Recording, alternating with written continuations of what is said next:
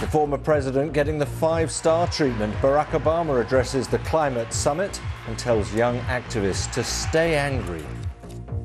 Harness that frustration. Keep pushing harder and harder for more and more. Poland accuses Belarus of trying to trigger a major confrontation along the border as it attempts to stop thousands of migrants from entering the country. The worst humanitarian crisis on earth, that's the warning from the United Nations that millions of people in Afghanistan could be starving within weeks unless the world steps in to help.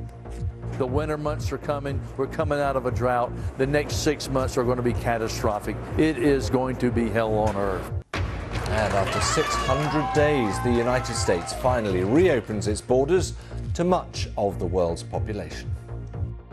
The British Prime Minister Boris Johnson has been accused of running scared from a debate in Parliament about the regulations that govern MPs. Government attempts to change the system and set aside a critical ruling against a former Conservative MP caused outrage among opposition parties and many Tory MPs. A court in Singapore has put on hold the imminent execution of a Malaysian drug smuggler who campaigners say has limited mental capacity.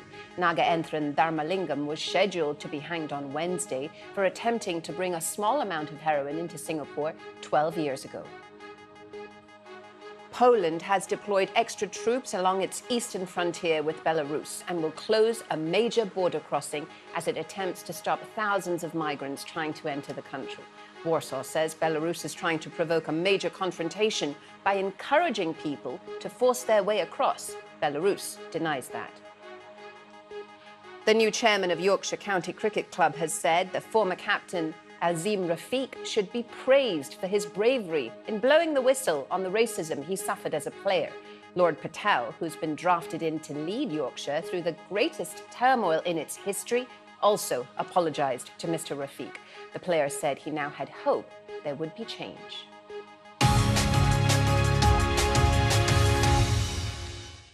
In other headlines, US rapper Travis Scott is facing multiple lawsuits after at least 8 people were killed and hundreds injured in a crush at his Texas festival Astroworld.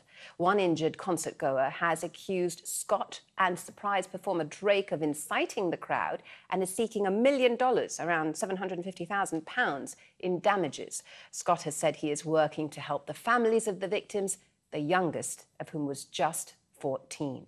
The US congressional investigation into the deadly assault on the Capitol building back in January has formally requested testimony from 6 more people linked to Donald Trump, including top aides from his re-election campaign. More than 100 people are reported to have already testified about the storming of the Capitol. The Pakistani government says it has agreed a ceasefire with local Taliban militants.